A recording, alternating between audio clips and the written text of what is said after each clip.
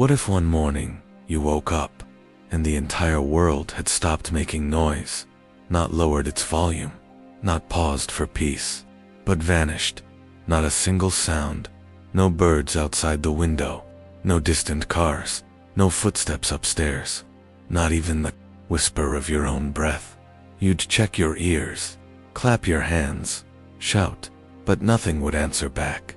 Michael didn't know what had happened. He only knew something was deeply, terrifyingly wrong. Everything still looked normal.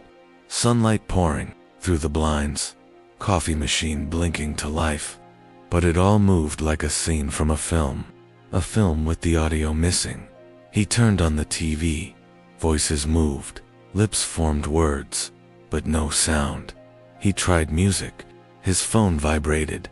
The song played, the bars moved, but it was silent. He screamed. He slammed drawers. He broke a glass. Nothing. No crash. No echo. Just the image of chaos. Perfectly quiet. And then came the fear, not of losing sound, but of being cut off from something bigger. Because it wasn't just that he couldn't hear the world. It was that the world no longer responded to him. He ran outside. People were laughing, talking, living, but to him, they looked like ghosts. Lips moving, eyes blinking, completely disconnected from him. He tried to speak to someone.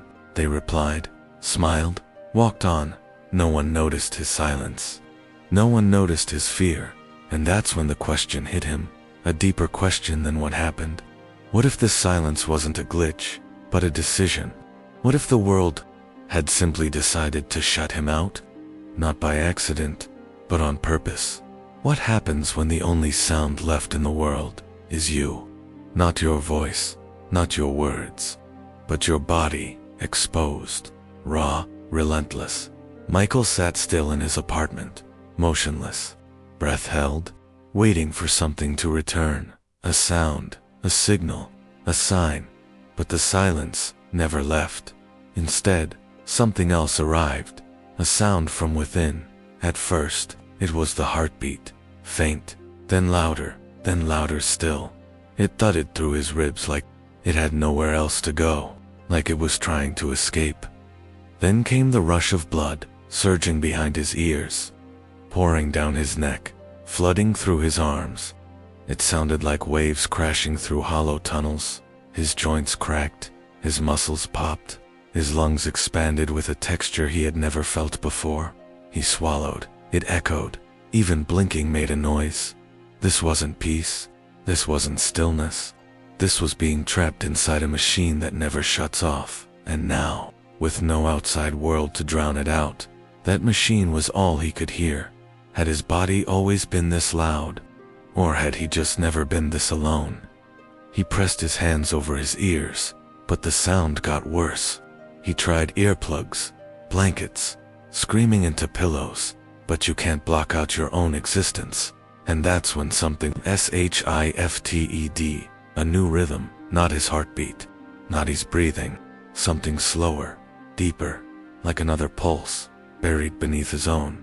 He froze, listened. It wasn't coming from his chest or his mind. It was coming from somewhere deeper, somewhere else. Almost as if it wasn't his body anymore. Almost as if something else was inside it, listening back. What happens when silence doesn't just surround you? It starts to whisper back. Michael hadn't slept in 2 days. He'd tried.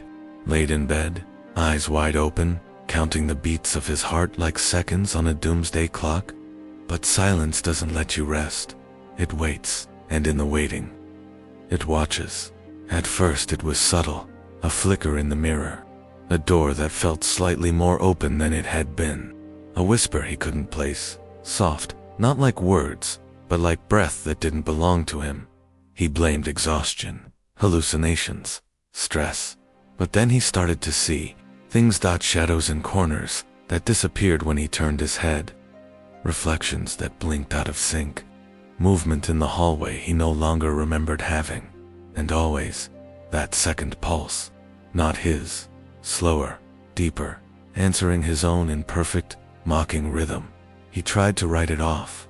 Tried to think rationally, But how do you stay rational when the rules of the world have collapsed?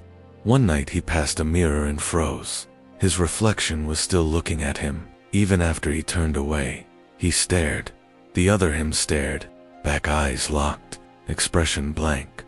Still until just for a moment, it smiled. Michael stumbled back, breath frozen in his lungs. Nothing made sense anymore. The apartment began to feel smaller. The air felt heavier. Walls creaked that shouldn't creak.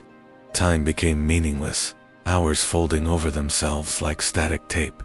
He no longer knew what day it was, what hour, what version of himself he had become, and through it all, the silence stayed, steady, watching, breathing, like it was waiting for something, like it was giving him space to unravel. Because the silence wasn't empty, and it wasn't his anymore. What if the silence wasn't just around you, but something inside it had been waiting for you to notice? Michael had stopped leaving the apartment, the outside world, full of motion and color, but absent of sound, had begun to feel like a lie. The real world was in here now, inside the walls, inside his skin, inside the silence. The second heartbeat hadn't gone away. It had become a rhythm, like footsteps behind him, always just one beat behind. Night. It felt closer, not in his chest, not in his ears, but beneath the floorboards, inside the mirror, inside the silence. Then, on the sixth day, something changed. He awoke in the middle of the night with a feeling, not a sound, a presence. The room was colder, stiller, and there was a pressure in the air, a pull, like the silence had thickened. In the hallway stood a door that had never existed before. No handle, no hinges, no frame, just a solid, smooth surface in the middle of a blank wall. He approached it, his heartbeat quickened. The second pulse did too, now matching him beat for beat. It was in sync, or waiting to be. He touched the door. It was warm. The moment his hand met the surface, it slid open with no sound, revealing nothing, just darkness, not blackness, absence. The kind of void that doesn't just swallow light, but swallows meaning. He stepped inside, and there it was, a figure, not a stranger, not a demon, not a ghost, him, another version of himself, standing, motionless, eyes open, breathing, but the face, blank, emotionless, like a memory that had been scrubbed clean. They stood there, facing one another. No words, just thoughts. And the thoughts weren't entirely his. You were never alone. We've been waiting for you to finally listen. This isn't silence. This is what comes before everything else. Michael's knees buckled. He fell. The other Michael didn't move. Just watched, just existed. Then, it smiled, not with malice, but with recognition. Like a secret had finally been understood. And suddenly, the silence wasn't terrifying anymore. It was familiar. It was home. What if the silence wasn't your punishment, but your awakening? Michael didn't remember stepping out of the room. He didn't remember the door disappearing behind him, or walking back into his apartment, or how long it had been since the world last made a sound. But something was different. Now, he wasn't afraid. Not of the silence, not of himself. The stillness no longer felt like a cage. It felt like clarity. The heartbeat that once terrified him was calm now, strong, steady, almost comforting. The rush of blood, the breath in his lungs, the tension in his fingers, it was all the same, but now he could hear it, and it didn't scare him, because he understood. The silence hadn't come to take something from him. It had come to reveal something to him. For the first time in his life, there was no distraction, no background noise, no chaos pretending to be comfort, just presence, pure, raw awareness. He looked out the window. The city still moved. People still passed by, speaking words he couldn't hear.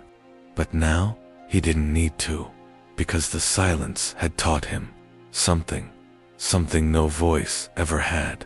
That sound doesn't equal connection. That noise isn't proof of life. That meaning doesn't always need volume. He wasn't alone anymore. Not because the world had returned to him, but because he had finally returned to himself. And somewhere deep inside, maybe not in words, maybe not even in thought, he heard one last message: now you're ready to listen. And the silence, finally, didn't feel empty at all. It felt full, alive, and complete.